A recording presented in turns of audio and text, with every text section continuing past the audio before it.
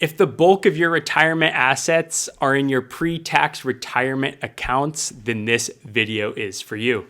Today, we're going to go through a strategy that you can use in retirement to keep more of your hard-earned money in your pocket. So without further ado, let's dive into what we'll be talking about today. But before we do, let's define some of the terminology that we'll be using in this video. Let's start with Roth conversions. What is a Roth conversion? A Roth conversion is simply moving funds from a pre-tax traditional IRA, call it, into a Roth IRA. And now when you do this, the money that you move, you will be paying tax on for the year that you move that money. Once it's in that Roth IRA, that tax-free account, that money grows tax-free, and you will not be required to take out a required minimum distribution. That brings us into RMDs. Required minimum distributions, depending on your date of birth, will likely occur at the age of 73 or 75. Use this table right here to identify when you will be required to start taking funds from your pre-tax retirement accounts. And now that's what an RMD is. The IRS is requiring you to take money from those pre-tax retirement accounts because if you recall, when you put money into these accounts, you did not pay tax on that money. That was pre-tax money, not after-tax money. And so at a certain point, the IRS is saying you must take money from that account so that you pay taxes on that money that you put in that account. So now let's dive into Roth conversions. Now for starters, why would you do a Roth conversion? Why would this be a strategy that you implement into your plan? Well, here's a really good example. Let's assume that you retire at the age of 62. And at the age of 62, you have very low income in retirement. Maybe you are living largely off of your savings. And in these years, you are not required to take distributions from those pre-tax traditional IRA accounts that you may have. And therefore, you have very little income and you are paying theoretically very little taxes.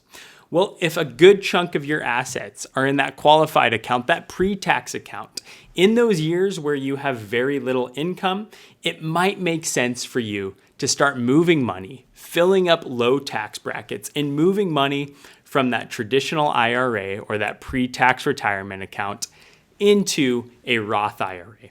Why? The whole idea here is, yes, it will lower the amount of RMDs that you're required to take out, and potentially, depending on your situation, it could increase the tax-adjusted ending assets that you will have at the end of your life. Now, in order to properly calculate for that, you would want to put your situation into a financial plan. I actually invite you to click the link in the description, create your free DIY retirement plan, and you will be on your way in no time. So that is when a Roth conversion could make sense. Now, when it comes to Roth conversions, it is crucial that you keep in mind two things in particular among other things, but these two things should be top of mind. That is, what tax bracket are you filling up?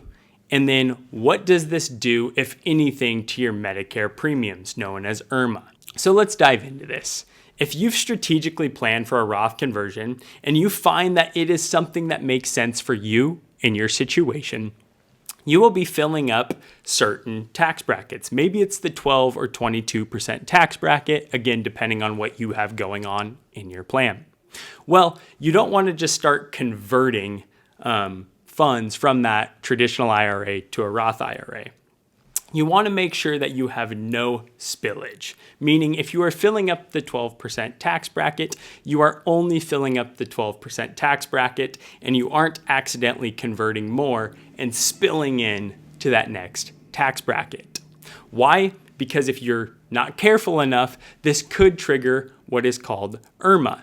That is Medicare surcharges. Here is a chart right here on how income can affect your Medicare premiums. Yes, that's right. If you make too much income, and income can come in the form of taking out those that money from your traditional IRA and doing a Roth conversion, you could trigger higher Medicare premiums. So these are the two main things to be mindful of as you think about your Roth conversions. So now I want to talk about why would you do a Roth conversion before RMDs?